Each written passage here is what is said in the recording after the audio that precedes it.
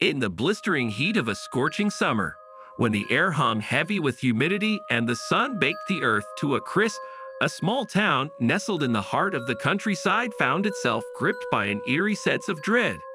The whispers started slowly, like the rustle of dry leaves in a silent forest, but soon they grew louder, more insistent, weaving their way through the community like a creeping vine.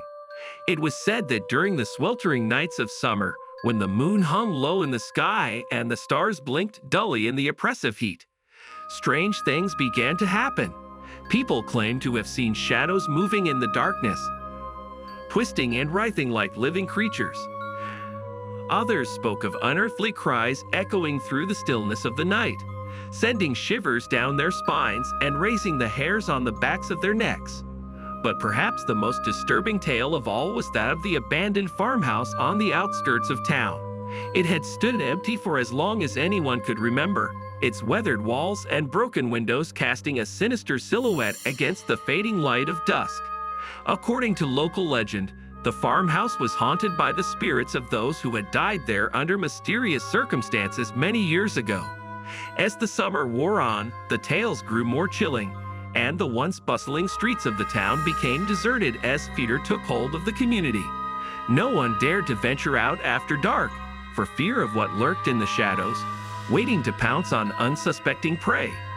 One hot and humid night, a group of teenagers gathered around a flickering campfire on the edge of the forest, their faces illuminated by the dancing flames as they traded stories of terror and woe. Among them was Sarah, a brave and adventurous soul who scoffed at the superstitions of her peers and dared to defy the darkness that enveloped their town.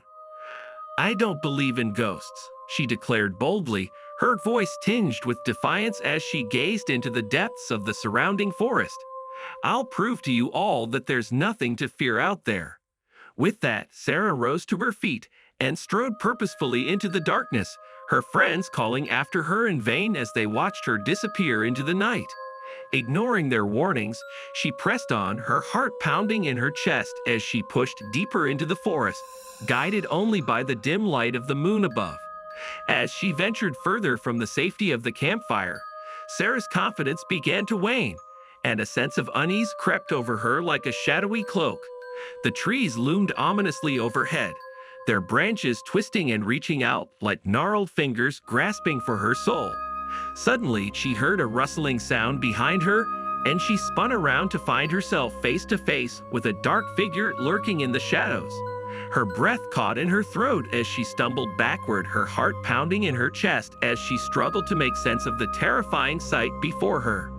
But before she could react, the figure lunged forward, its cold hands closing around her throat as it dragged her into the depths of the forest, where the darkness swallowed her whole.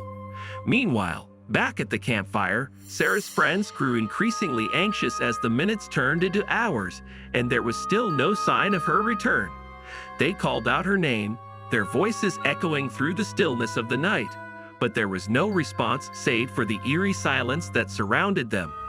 As the hours dragged on, they began to fear the worst, their imaginations running wild with thoughts of what horrors might have befallen their friend in the darkness of the forest. With trembling hands and hearts heavy with dread, they gathered their courage and set out into the night, determined to find Sarah and bring her back to safety.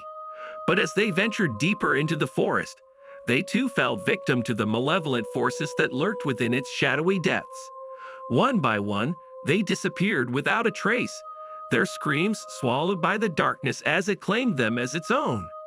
And so, the small town found itself haunted by the specter of fear once more, as the shadows of summer stretched long into the night, and the whispers of the dead echoed through the stillness of the darkness, forevermore.